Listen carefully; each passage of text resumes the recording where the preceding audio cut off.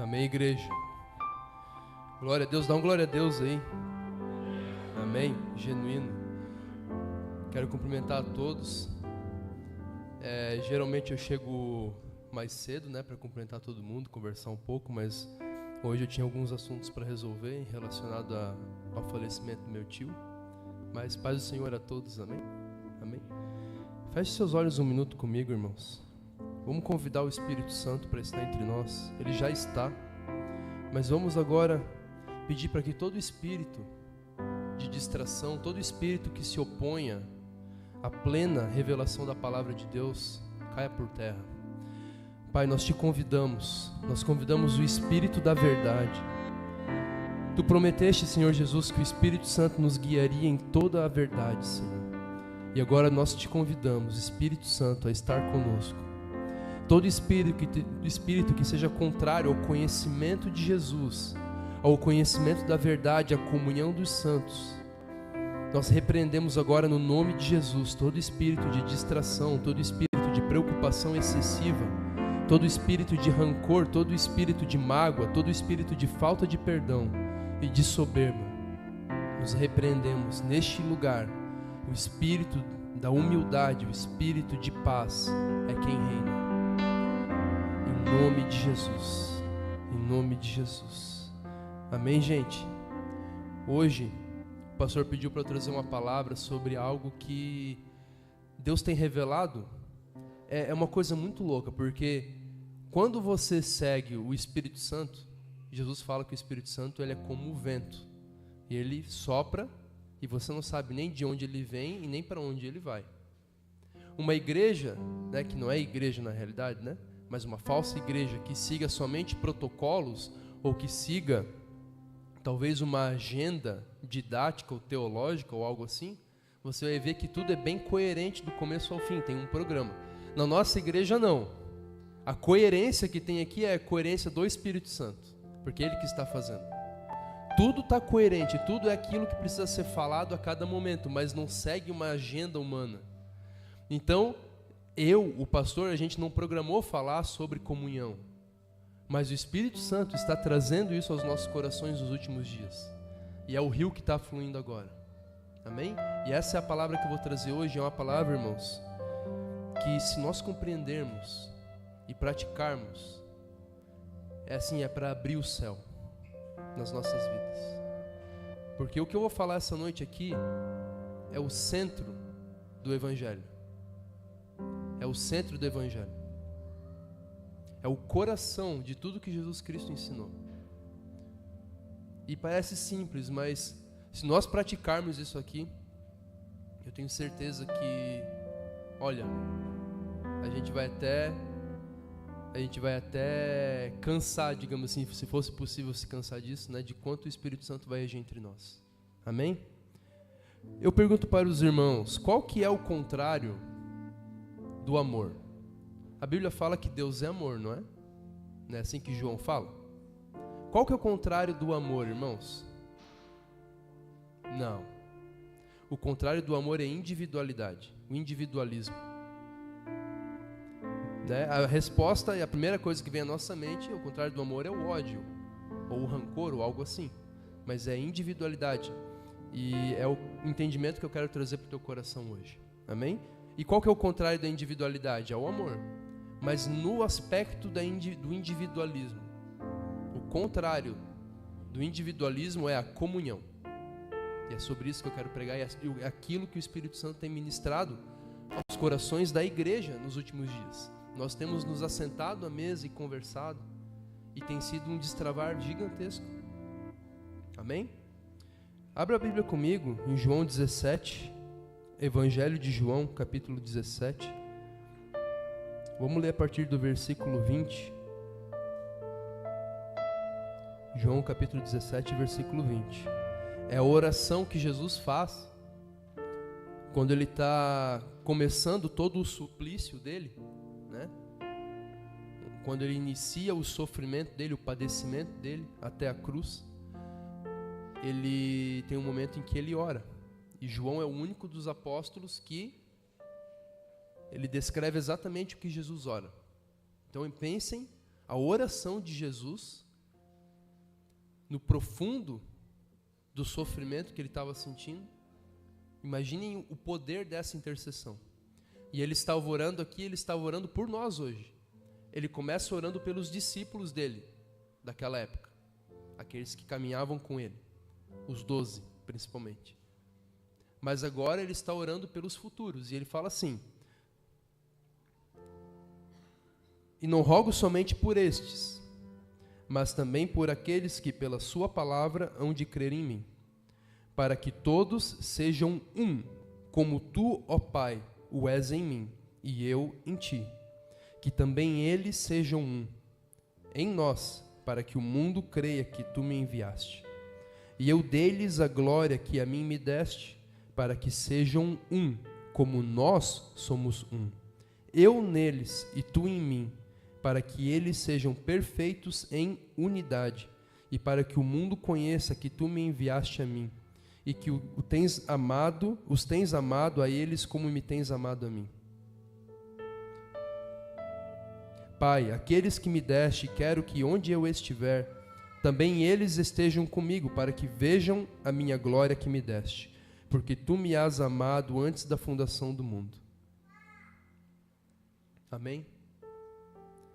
Aqui está a chave, irmãos, de todo o Evangelho. Jesus fala: Pai, que os meus discípulos sejam um comigo como eu sou um contigo. E ele fala também da glória que existia entre ele e o Pai antes que o mundo existisse. Então nós percebemos qual que é o vínculo que une Jesus ao Pai. O que os une? Qual que é o nome dessa união? Qual que é o nome desse vínculo? É a unidade. Jesus fala: eu sou um com o Pai. É a unidade. E a unidade, ela é a plena comunhão. Onde há plena comunhão, há unidade. O que é comunhão? A palavra comunhão da Bíblia, ela vem da palavra grega koinos, ou koinonia, que é ter algo. Koinonia é a coisa que se tem em comum, no grego. Por exemplo, se esse microfone aqui é koinonia, ele não é patrimônio meu, nem do pastor, nem de ninguém, é de todo mundo. Ele é koinonia, entende? Então, koinonia é a coisa que é compartilhada. E a comunhão da Bíblia é isso. É algo que você tem em comum com outra pessoa. Quando você tem tudo em comum com a outra pessoa, então você alcançou um nível de unidade com ela. E a unidade é o estado do pleno amor. O amor não é outra coisa senão a unidade. Nós sabemos que existe amor perfeito entre o Pai, Deus Pai e Deus Filho. Não é assim? Por que que há comunhão perfeita entre eles, unidade perfeita entre eles, amor perfeito? Porque eles têm tudo em comum. Compreende? Eles vivem em unidade perfeita. Então o amor, irmãos, o amor, ele não é um sentimento, ele não é uma decisão, nem sentimento, nem algo que desce do céu no teu coração, simplesmente. Ele é tudo isso também, mas não é só isso. O amor, ele é um fato. É o fato de estar unido a outra pessoa, a outro ser. E entre Deus Pai e Deus Filho existe perfeito amor, existe perfeita união, existe perfeita comunhão. Então, abram comigo em 2 Coríntios, capítulo 13, versículo 14. Vocês vão ver, vai ficar cada vez mais claro o que eu estou falando. 2 Coríntios 13, 14. O apóstolo Paulo, ele diz assim. Espera só um pouquinho. A graça do Senhor Jesus Cristo, 13, aliás. A graça do Senhor Jesus Cristo e o amor de Deus e a comunhão do Espírito Santo sejam com vós todos. Vejam, a graça é do Senhor, é pelo Senhor Jesus. O amor vem de Deus e a comunhão vem pelo Espírito Santo. Então, a comunhão, aquilo que promove ou que efetiva a comunhão entre Deus Pai e o Deus Filho, é o Espírito Santo. E o Espírito Santo, ele também é a cola ou é o vínculo, é a força que gera a comunhão entre nós e o Filho e o Pai. Como Jesus falou, eu quero que eles sejam um comigo, assim como eu sou um contigo, para que o mundo conheça que tu me enviaste. Então o Espírito Santo, por isso que o pecado contra o Espírito Santo não tem perdão.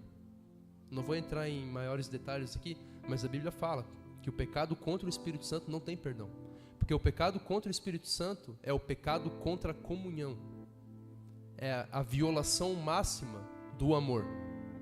Quando você peca contra o Espírito Santo. Você está negando o vínculo de comunhão e de amor que há entre você e os seus irmãos, entre você e Cristo e entre Cristo e o Pai.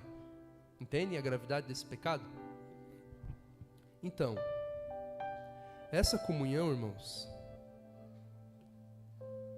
ela tem um aspecto maravilhoso. Quem aqui não quer ser um com Deus? Todo mundo quer ser um com Deus. Você não quer ter um amor perfeito entre você e Deus? Você não quer ter, assim como as pessoas que são casadas aqui, né? Ou que mesmo que você tenha um amigo que é um amigo muito próximo seu, você percebe que aquela pessoa, tudo que aquela pessoa sente e pensa, ela é imediatamente disponível para você.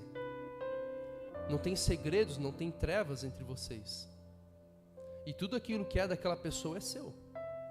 E se você sabe que se você pedir qualquer coisa para ela, ela vai fazer para você. Se você precisar de qualquer coisa, ela vai fazer para você, porque há pleno amor e plena comunhão. E quem não quer um vínculo desse com Deus? Por exemplo, eu sou amigo do Diogo desde criança. Essa amizade é muito boa para mim. Eu estou falando agora como amigo, não como pastor. Essa amizade é muito benéfica para mim, porque se eu chegar 3, 4 da manhã e falar, Diogo, eu preciso de tal coisa, ele vai fazer por mim. Não é assim? E ser amigo de Deus, ter essa comunhão e esse amor com Deus, não é muito superior? Não é infinitamente mais desejável? Compreendem? É a coisa mais desejável da terra. Porém, essa comunhão, ela tem um preço. Ela tem um preço. No domingo passado, irmãos, não sei se vocês notaram, mas eu estava bem perturbado. Não sei se algum irmão percebeu, né? Se eu fui ríspido ou rude com algum dos irmãos, eu peço perdão. Por quê? Porque eu tinha pecado e eu estava com um espírito de culpa. Eu vim para o culto, eu estava de pleno coração aqui no culto, porém, eu estava crivado de culpa, até o fundo da alma. E eu estava sentindo dentro de mim que eu não pertencia à igreja, que eu não era digno. E eu fui para casa, eu fui o mais rápido possível para casa, para me esconder, né? E o pessoal dos ministros sabe o que aconteceu. Aconteceu algumas coisas ali. E eu fui para casa, eu cheguei em casa. Como eu sabia, eu mandei uma mensagem no grupo dos ministros, né? Eu sabia que aquela mensagem ia gerar uma tempestade. E eu mandei aquela mensagem, cheguei em casa, mandei a mensagem e peguei minha moto, fui lá para o centro e fiquei andando pela rua, porque eu não queria, porque eu sabia que era muito provável que o Jonathan, o Diogo fossem lá em casa. E eu fiquei para me esconder, porque eu queria me isolar. Vocês percebem como o individualismo é o contrário do amor? Eu estava sentindo ódio de alguém? Eu não estava. Mas eu queria resolver o problema da minha maneira. Eu queria me esconder.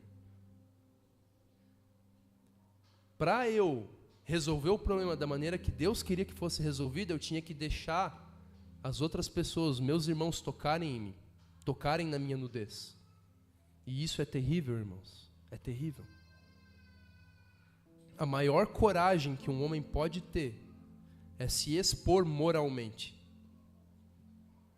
Perto disso, você ir para a guerra, você enfrentar uma pessoa armada, não é nada, é fichinha. Agora, você enfrentar, digamos assim, a sabatina moral, o juízo moral, é a maior coragem que o homem precisa ter. E para você entrar em comunhão plena, não tem outro jeito. E eu já vou provar para vocês por quê. Qual que é o princípio que fundamenta isso. Então, eu cheguei em casa, saí para me esconder. Eu voltei para casa mais tarde, pensei, não, agora ninguém mais vai aparecer lá em casa, né, para me incomodar. Eu cheguei lá em casa, deu uma meia hora, o Jonathan, o Diogo e o Júnior chegaram. E eu não queria. Claro que se eles chegarem lá em casa, lógico que eu vou recebê-los, mas eu não queria conversar com eles. A gente sentou para conversar e ali eu fui curado. Eu fui curado como? Na comunhão. A gente se sentou, olho no olho, coração com coração. Eu chorei, expus toda a podridão que estava dentro de mim, toda a culpa que estava dentro de mim, e eu fui curado. Por que eu não fui curado no culto? Porque eu estava no culto, eu não estava aqui brincando no culto, naquele dia. Eu estava com o coração plenamente aqui. Por que eu não fui curado? O culto é uma bênção, tá, irmãos? É uma bênção. Mas o culto é para você receber ali uma semente. Mas o culto não é a comunhão. Não é o momento de comunhão. O culto é um momento em que você pode ficar aí quietinho, olhando para mim, 30 anos, e escondendo tudo que tem dentro de você, e ninguém nunca vai saber. Agora, a mesa, o lugar de comunhão, de olho no olho, é o momento em que você se abre. E é o momento em que entra luz nos porões da tua alma, onde nunca entrou luz. E aquilo é curado. Só que isso dói. Isso dói. Ficar sentado no banco da igreja aqui, embora o culto seja uma bênção, mas ficar somente sentado aqui é fácil. É confortável para nós. Agora, se expor. Mas aí, gente, tem uma questão. Vamos abrir a palavra de Deus novamente. Romanos, capítulo 8, versículo 17. Aqui tem uma chave. Romanos 8, 17. O apóstolo Paulo. E aqui eu tive uma grande revelação hoje quando eu lia. Se nós somos filhos, e se nós somos filhos, logo seremos herdeiros. Herdeiros de Deus e co-herdeiros de Cristo. Se é certo que com Ele padecemos, para que também com Ele sejamos glorificados. Qual que é o princípio que Paulo está expondo aqui? Se você padece com Cristo, você será glorificado com Ele. Se você participa, se você comunga, se você tem comunhão com o sofrimento de Cristo, você vai ter comunhão com a glória dele também. E isso, irmãos, se aplica também quando você compartilha, comunga com um outro irmão, a tua podridão, a tua angústia, a tua culpa, a tua vergonha, porque quando você compartilha com outro irmão essas coisas negativas que tem dentro de você, você vai compartilhar com ele a glória também e o amor. E aquilo vai gerar um vínculo novo entre vocês. E a gente teve uma reunião e eu expus para todos os irmãos da diretoria, né, dos ministros, tudo aquilo que estava dentro de mim. E eu coloquei a minha vida à prova para todos eles verem. E o Vilmário me falou algo que me marcou muito. Ele falou: Dani, estamos juntos e agora mais ainda. Por quê? Porque o Vilmário partilhou, comungou da minha podridão e da minha dor. E agora a gente está preparado para compartilhar ainda mais o amor e a glória de Deus. Entendem a força disso? Se padecemos com Cristo, com Ele seremos glorificados. Isso é um princípio profundo, irmãos. Então, se você tem medo da comunhão, comunhão é isso. É você pegar algo que está dentro de você, comunhão no sentido mais fácil de entender. É eu pegar esse celular aqui e falar: Diogo, agora esse celular é teu também. Eu estou comungando do meu celular. No sentido espiritual, eu pego uma dor que está dentro de mim, Diogo, agora essa dor é tua também. Entende? Comunhão é isso. Mas para isso, você precisa romper todos os obstáculos à comunhão. E todos os obstáculos à comunhão estão onde? No ódio? Não. Estão no individualismo. Por isso que eu falo que o individualismo é o contrário do amor e não o ódio. Porque quando você perceba, Jesus fala: Pai, eu quero que eles sejam um comigo como eu sou um contigo. Desde toda a eternidade. Desde toda a eternidade, Jesus é um com o Pai e o Pai é um com Ele. Por um lado, isso é lindo. Mas por outro lado, Jesus, Ele não tem individualidade. No sentido de individualismo, autonomia, independência. Compreendem? Toda a individualidade dele é submetida à individualidade do Pai, porque eles são um. E o Pai também, ele submete a individualidade dele ao Filho. Durante toda a eternidade. Então, Jesus, ele vive, Jesus e o Pai, através do vínculo do Espírito Santo, eles vivem numa relação eterna de dependência um do outro. Interdependência. Isso é a revelação do amor, irmãos.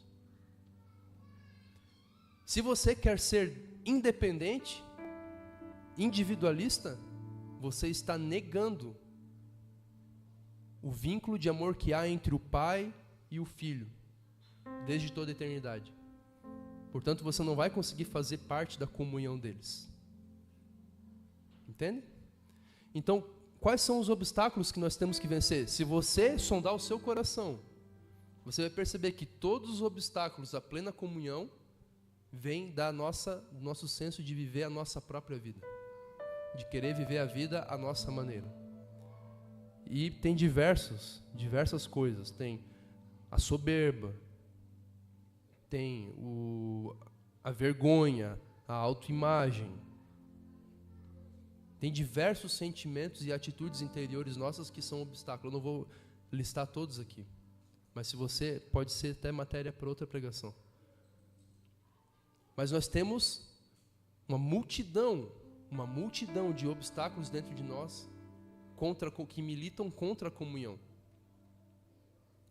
É exatamente aquela vergonha que você tem, certo? Se você está todo sujo num ambiente elegante, é essa mesma vergonha que você sente.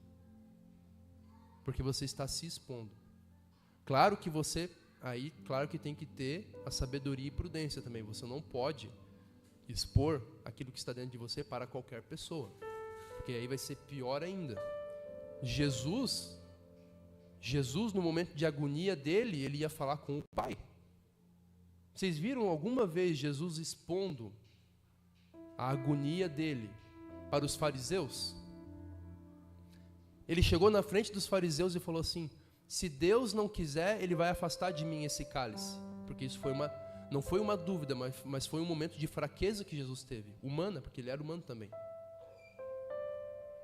O que só aumenta a glória dele, porque mesmo em meio à fraqueza humana, Ele foi fiel. Amém? Porém, vocês vejam que no momento de fraqueza, no momento de vulnerabilidade dele, ele expôs a vulnerabilidade dele, mas não para qualquer um, não para os fariseus, mas para o Pai. Então, também nós temos que ter essa prudência. Não lance pérola aos porcos.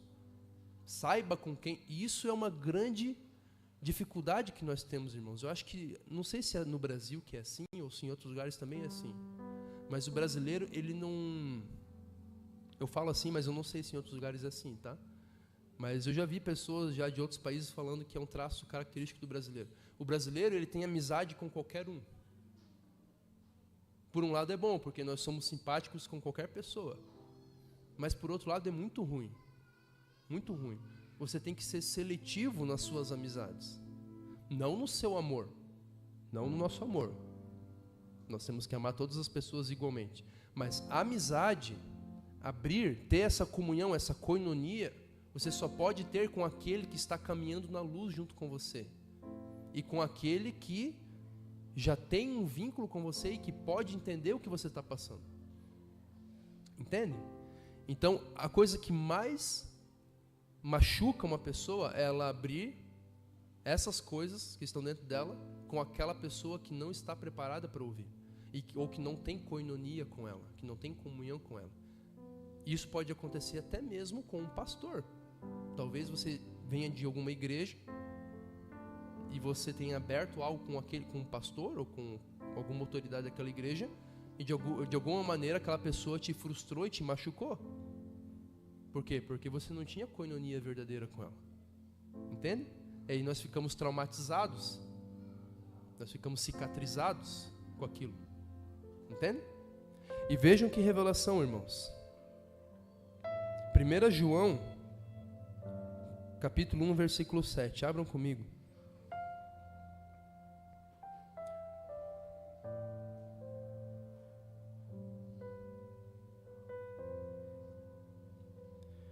Olhem que lindo. João fala assim. Vamos começar no 5, tá? No versículo 5. E esta é a mensagem que dele ouvimos e vos anunciamos, que Deus é luz, e nele não há treva alguma. Se dissermos que temos comunhão com ele e andarmos em trevas, mentimos e não praticamos a verdade. Mas se andarmos na luz, como ele está na luz, temos comunhão uns com os outros. E o sangue de Jesus Cristo, seu Filho, nos purifica de todo pecado. Vejam que João, ele está colocando aqui como uma condição de nós termos os nossos pecados remidos por Jesus, a plena comunhão. Então, se você não tiver plena comunhão com Cristo, e para ter plena comunhão com Cristo, você vai ver mais à frente que João vai falar ali, que se você diz que ama a Deus e tem comunhão com Deus, mas não ama o seu irmão que você vê, você mente. Então, quando ele fala de ter comunhão com Jesus Cristo, ele está falando também de ter comunhão com os irmãos, e ter comunhão com o pastor, e ter comunhão com as autoridades espirituais sobre você. Comunhão, irmãos, comunhão não é você falar de futebol junto, não é você chegar e falar de um filme junto, não é. Pode ser essas coisas também, pode ter esses elementos também, mas comunhão é você tornar para aquela pessoa, tornar comum para aquela pessoa algo que está no íntimo do teu coração. Ou algo muito negativo, ou algo muito positivo. Entende? Isso é comunhão. E olhem que interessante. Se andarmos na luz, como ele está na luz, temos comunhão uns com os outros. Olhem que interessante.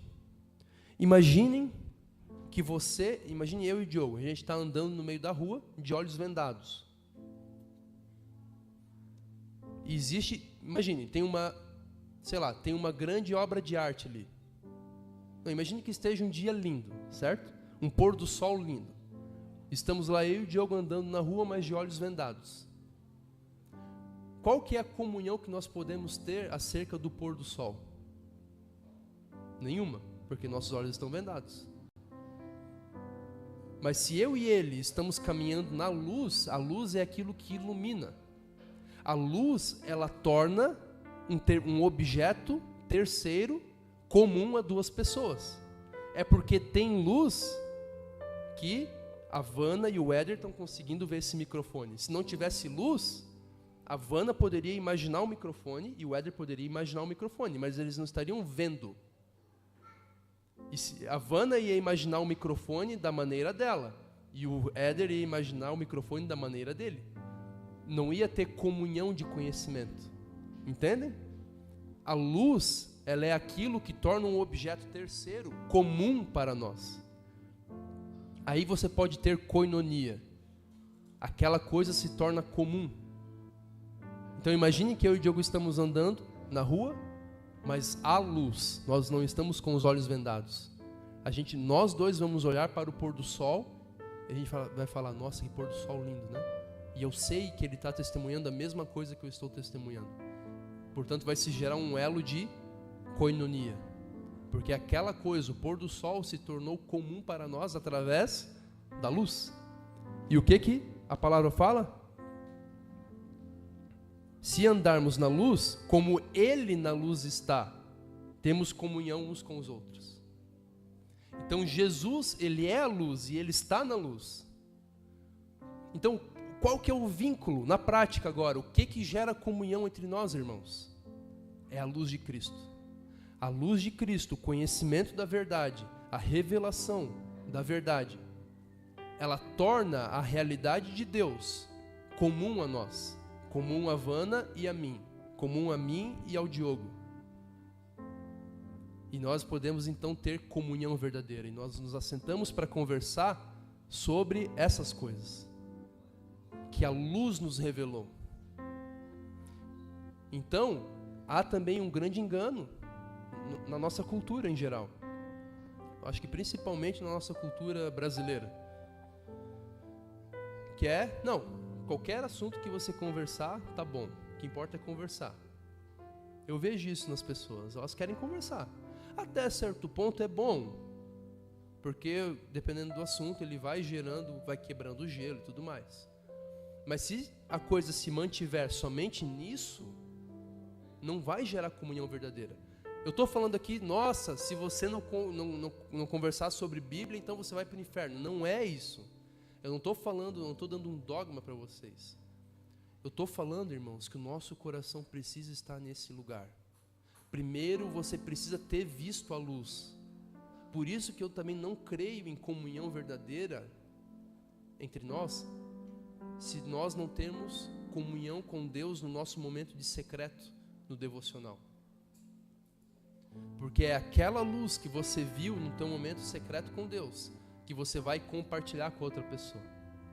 Entende? Se você estudar a história humana, você vai perceber que dificilmente é gerado um vínculo tão forte entre dois seres humanos quanto o vínculo que é gerado na guerra entre dois soldados. Por quê? Porque eles ambos testemunharam as mesmas coisas. No quartel também. Mas no quartel já é assim, agora imagine na guerra. Ah, na frente do quartel, isso mesmo, na guerra que a gente teve lá, é verdade? Então vocês percebem que as experiências, o sofrimento, como Paulo fala, se nós partilharmos do seu sofrimento, partilharemos também da sua glória. Então esses momentos de guerra, eles geram uma koinonia, um objeto comum. Aquela experiência será comum entre você e a outra pessoa. E aquilo gera um laço íntimo. Isso é o amor, irmãos. O amor não é um sentimento. O sentimento de afeto e de carinho, ele é gerado a partir desse fato. Ele é algo que vem e vai, às vezes está mais intenso, às vezes está menos. Mas é esse fato que fundamenta a existência de todo sentimento. Compreende? E não adianta também você decidir amar outra pessoa. Outra coisa que eu percebo também é que nós decidimos, não, agora a gente vai ter comunhão. Eu vejo em muitas igrejas isso. Agora a gente vai ter comunhão com os irmãos. Não, a igreja de Atos é a igreja de se assentar à mesa e ter comunhão, e nós queremos fazer isso. Amém? Mas se você não tem algo que compartilhar com outra pessoa, você não vai ter comunhão com ela. Você pode estar com toda a boa intenção do mundo. Se você não tiver algo para compartilhar, para tornar comum com ela, você não vai conseguir ter uma comunhão com ela. Por isso que muitos jovens, isso acontece assim, muito, gente. Os adolescentes ou jovens, eles não conseguem, os pastores tentam, os líderes tentam, os pais tentam que eles tenham comunhão com os irmãos da igreja. E os irmãos vêm e abraçam e fala de Jesus e meu amado, não sei o que, meu amado para aqui, meu amado para lá. Mas não tem jeito, a pessoa não gera comunhão. Aí vem uma pessoa do YouTube, uma pessoa do Instagram e fala aquilo que ele está passando de verdade. Aquela pessoa pode ser uma pessoa pecadora, totalmente pecadora, mas ela passa pelo mesmo pecado ou pela mesma aflição que aquele adolescente passa. E aquilo gera comunhão. Por quê? Porque eles têm algo em comum entre eles. Uma propriedade comum, uma experiência que os dois têm. Vocês percebem? Como isso acontece de monte, eu já vi em muitas igrejas isso. As pessoas com toda boa intenção, com todo amor, tentando gerar comunhão com as pessoas. Com os jovens principalmente, mas não dá certo. Aí vem uma pessoa no Instagram, fala 2, 3 coisas, pronto, ganhou o adolescente. Por quê? Porque aquela pessoa tem koinonia com ela. Tem algo em comum com ela. No sentido ruim, no sentido mal, mas tem. Compreendem? Então, por isso que nós precisamos não simplesmente querer. Por isso que eu falo, o amor não é simplesmente uma decisão. E não é tanto o amor conjugal quanto o amor philei, né, que é o amor de amizade, quanto o amor caritas, que é a caridade. O amor caritas não precisa disso. O amor caritas é aquele que você ama todo ser humano indiferentemente.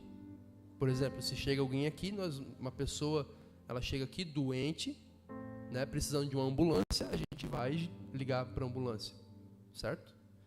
É o amor de caridade. Agora, o amor philei, que é o amor de amizade, de comunhão,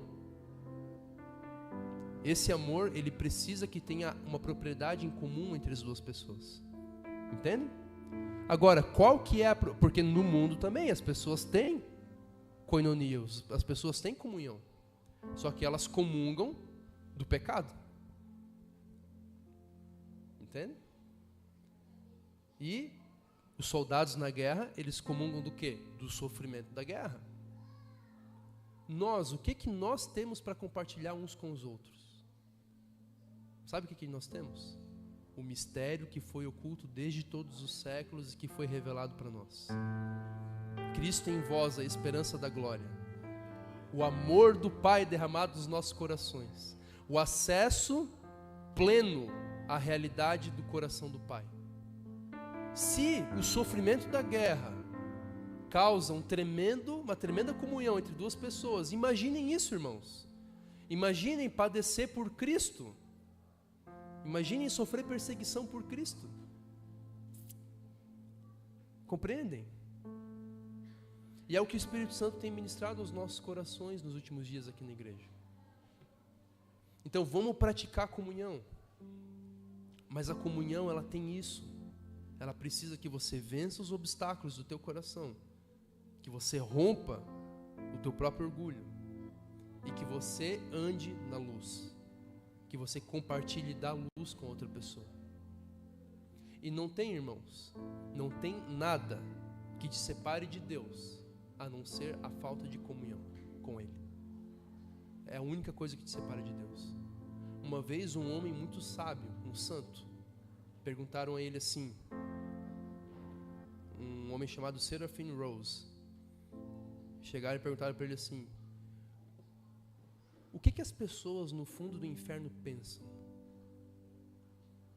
E ele falou assim, a única coisa que ecoa no fundo do inferno é o não.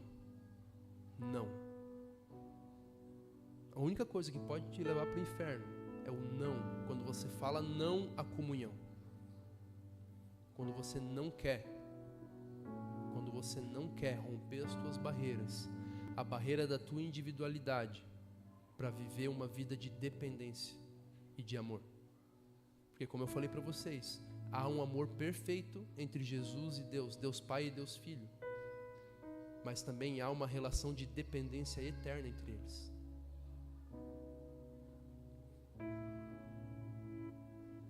Forte isso, né? Então se você mantiver a sua vontade de viver a sua vida individual da maneira que você quer, o seu fim é no fundo do inferno, com aquelas outras pessoas que disseram não à comunhão. Agora, se você entende que você depende do corpo de Cristo, a igreja é o corpo de Cristo, aí também tem muita gente que fala assim, não, então eu tenho que ter comunhão com Cristo, eu não preciso ir para a igreja, eu não preciso confessar, por que eu vou lá passar vergonha para o pastor? Eu confesso para Deus. Mas gente, a igreja é o corpo de Cristo. Corpo, isso não é uma metáfora, simplesmente. É uma realidade espiritual. Jesus deixou pastores, mestres, apóstolos, para que eles fossem o corpo vivo de Cristo aqui na terra. De fato, Cristo vive e age na terra através desses homens. Você também faz parte disso, lógico. Compreende? Então, se você nega a comunhão com o corpo de Cristo, você está negando a comunhão com Cristo. Ah, não vou lá passar vergonha na frente do pastor. Cara, você está negando Cristo. Não porque o pastor seja Cristo, mas porque a igreja é o corpo de Cristo. Forte isso, né? Tá ficando claro para vocês? Amém? Oh, Espírito Santo, eu te peço, Senhor, que toda barreira, Pai, como havia dentro de mim, Senhor, durante muito tempo, Pai. Quanto tempo, Senhor, eu tentei viver a minha vida, Senhor, da minha maneira, Pai. Quantas vezes, Senhor, eu tentei, durante quantos anos, Senhor, eu tentei realizar os meus sonhos da minha maneira, Senhor. Viver o meu tempo, Pai, gastar o meu tempo da minha maneira, Senhor. Quantas vezes, Senhor, eu escondi pecados, Pai, porque eu não queria revelá-los, eu não queria passar vergonha, Senhor. Eu te peço, Pai, que Tu liberes, Senhor, no coração desta igreja, Senhor, a coragem, Pai, no Teu Espírito, a ousadia no Teu Espírito, não a ousadia, Senhor, de ressuscitar mortos, não a ousadia simplesmente de pregar o Teu Evangelho, Senhor, no meio das favelas, Senhor, mas a coragem e a ousadia, Senhor, de abrir o seu coração, expor o seu coração para os irmãos, Senhor, e ter plena comunhão na Tua luz, Senhor. Nós te pedimos, Espírito Santo,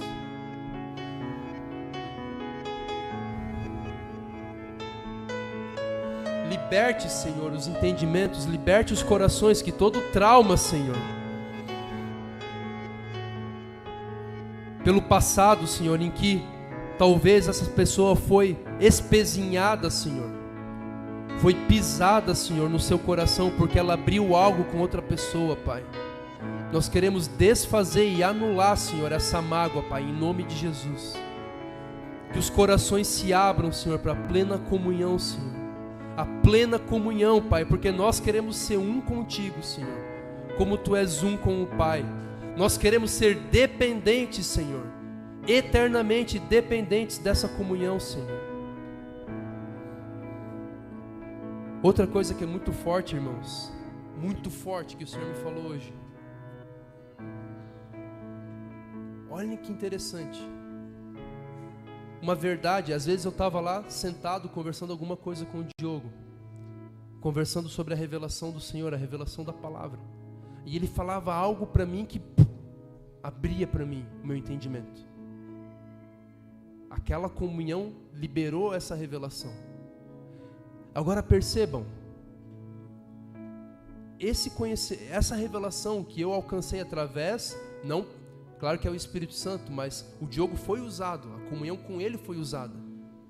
Essa revelação, daqui a 1000 eternidades, daqui a 1000 milênios, na eternidade, eu nunca vou deixar de ter ouvido aquela revelação através do Diogo. Aquela revelação, aquele momento de mesa que a gente teve ali, gerou um peso de comunhão eterna entre eu e ele. Porque aquilo que aconteceu não desacontece. A gente vai saber muito mais no céu. Porém, aquilo que eu tive com ele, aquele momento, eu tive com ele, com mais ninguém.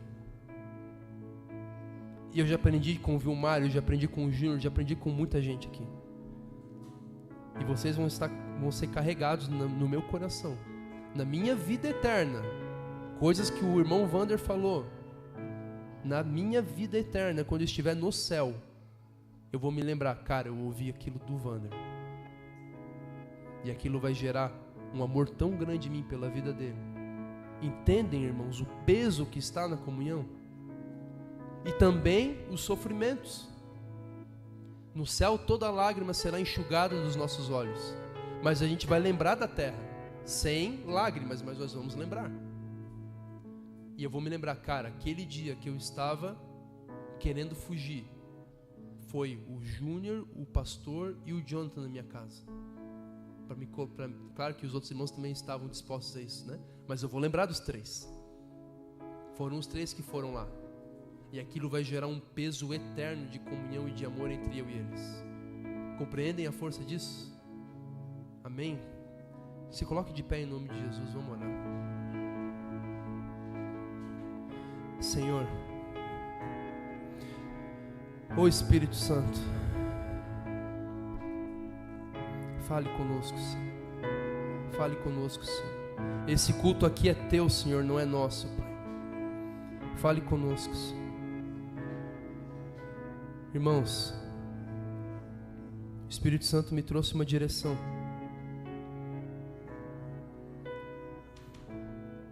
Eu quero que essa comunhão seja liberada entre nós. Amém? Faça um ato de comunhão esta noite. Para você sentir, talvez você sinta 1% do que eu estou falando esta noite aqui. E o Espírito Santo está guiando esse momento. Eu peço homem com homem, mulher com mulher, se abrace alguém que você sabe que você tem algo para falar, seja positivo ou negativo, e torne aquilo que está no teu coração comum para aquela pessoa. Torne comum.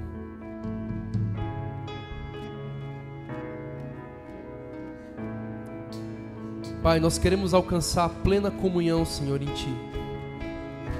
Nós queremos ter um coração só, Senhor. Nós não queremos mais, Senhor, ir cada um para um lado, Senhor. Que o Teu Espírito, Senhor, nos lembre, Pai, daquilo que nós temos para falar para o nosso irmão, Senhor. Se é uma palavra de amor, uma palavra de como é importante para nós, de algo que nós gostamos nele, Senhor. Ou se for uma mágoa, um rancor, Senhor, algo negativo, um sofrimento, Senhor.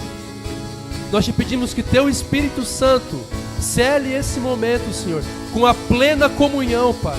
Porque nós queremos ser um entre nós, assim como Tu és um com o Pai, Senhor, em nome de Jesus. Ser familiar com os meus irmãos, Te ver em tudo. Ei, Jesus, Te encontrar libere a comunhão, em cada um, ser um contigo. Ser familiar com os meus irmãos, Te ver em tudo.